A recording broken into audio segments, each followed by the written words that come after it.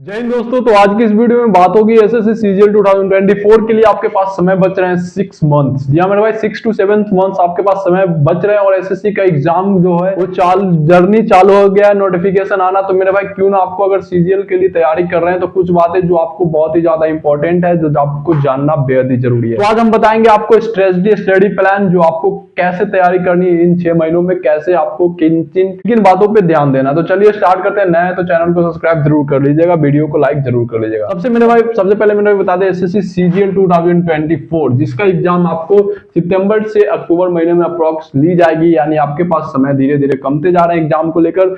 तो क्या करना होता है, इनको सबसे ज्यादा जानना बेहद ही जरूरी है। सबसे पहले आपको बता दें टोटल पेपर आपको कितने देने हैं प्री में, और जो कि हो जाएगा आपका इंग्लिश हो जाएगा मेरे भाई, और हो जाएगा आपका टोटल पेपर 4 है। मैथ्स हो गया, इंग्लिश हो गया, ठीक है, जीके जीएस हो गया और रीजनिंग हो गया। ये 4 पेपर आपको देने हैं और इन्हीं चारों की तैयारी करनी है। तो चारों को तैयारी कैसे करना है, इन बातों को सबसे ज्यादा जानना बेहद ही जरूरी है। सबसे पहला काम आपको क्या करना है मेरे भाई, कंटिन्यूअस स्टडी। इन बातों पे हम आपसे अक्सर चर्चा करते रहते हैं कि आपको कंटिन्यूअसली स्टडी करना है, क्योंकि आपके पास समय जो है बहुत कम ही बच रहे हैं।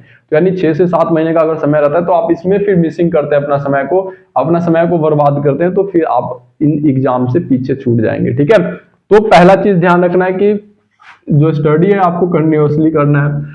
ठीक है, जब आप अपना स्टडी चालू करेंगे तो सबसे पहला चीज आपके दिमाग में आएगा कि सिलेबस को कैसे पढ़े। जब मेरा सिलेबस 6 महीने में कंप्लीट हो जाएगा, जैसे तैयारियां करनी पड़ेगी, बहुत तरह की बातें आपके दिमाग में चलती रहेगी। तो सबसे पहला चीज आप अपने दिमाग को स्टेबल कीजिएगा, बी पॉजिटिव रखिएगा, क्योंकि आप जब तक क्रिएटिविटी नहीं लाएंगे अपने दिमाग में, फिर आपके सोचने में ही समय निकल जाएगा। तो इन बातों को ध्यान रखना है। तो सिलेबस को क्या करना है मेरे भाई, कंप्लीट करना है। सिलेबस में आपको जैसे मान लेते हैं इंग्लिश पढ़ रहे हैं, तो इंग्लिश में आपको रीजनिंग, इंग्लिश में आपको वोकैब हो गया, ग्रामर हो गया। ठीक है, इन दोनों टॉपिक पे ध्यान देना, नहीं कि सिर्फ आपको एक ही टॉपिक पे ध्यान देंगे तो आपका फिर कंप्लीट नहीं होगा।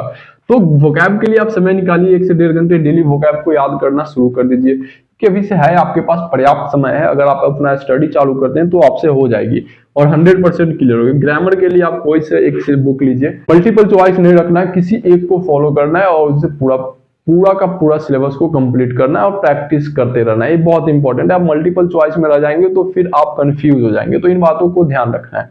ठीक है, इसके बाद बता दें आपको करंट अफेयर्स लगाते रहने। अभी से करंट अफेयर्स लगाने स्टार्ट कर दीजिए मेरे भाई। करंट अफेयर्स बहुत ही इंपॉर्टेंट होगी।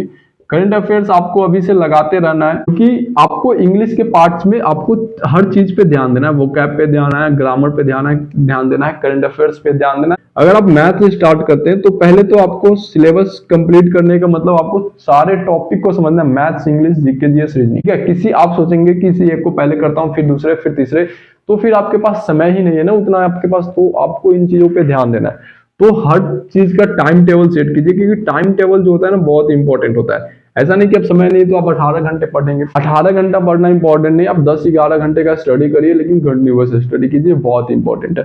ठीक है, तो मैथ्स पढ़ रहे हैं तो फिर आपको इसमें एडवांस मैथ, आपका वीक जोन खोजिए। जैसे कुछ बच्चों का होता है कि एडवांस वीक है, कुछ बच्चे का होता है कि अर्थमेटिक वीक है। ठीक है मेरे भाई, तो इस तरह की समस्याएं होती है आपके साथ। तो आप जो चैप्टर पढ़ रहे हैं उसका रिवीजन रेगुलर कीजिए, वीक पॉइंट पे ज्यादा से ज्यादा फोकस कीजिए, क्योंकि जितना बार रिपीट कीजिए वो बहुत ही इंपॉर्टेंट होगी।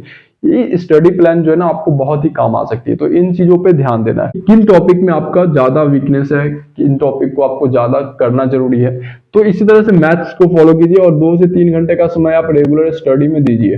ये बहुत ही ज्यादा इंपॉर्टेंट है। ठीक है, तो मैथ्स हो गया मेरे भाई, रीजनिंग और जीके जीएस। ठीक है, रीजनिंग और जीके जीएस टाइम टेबल एक सेट करना है कि आपको कितने घंटे कौन से सब्जेक्ट को देने हैं एक दिन में, और सारे सब्जेक्ट को प्रॉपर हर डे टाइम देना है। नहीं कि आज इंग्लिश पढ़ लिए तो कल इंग्लिश नहीं पढ़ेंगे, ऐसा कुछ नहीं करना है।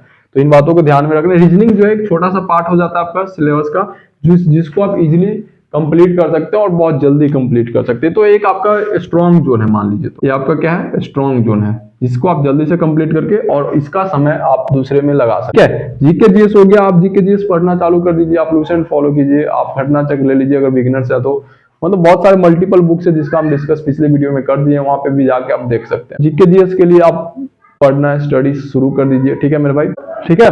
तो इन चीजों पे ध्यान देना है और स्टडी अपना कंटिन्यूअसली जारी रखना है, क्योंकि अभी आप इस चीज पे फोकस नहीं करेंगे तो फिर आपका समय निकलता जाएगा और आप इन चीजों से पीछे छूट जाएंगे। तो अभी से फोकस स्टार्ट कीजिए और 6 महीने में आप 100% रिजल्ट दीजिए। और कोई भी इस चीज को लेकर डाउट हो, किसी भी तरह की परेशानियां एसएससी को लेकर, तो आप मुझसे पूछ सकते हैं कमेंट बॉक्स में कमेंट करके। तो मिलते हैं नेक्स्ट वीडियो में। जय हिंद।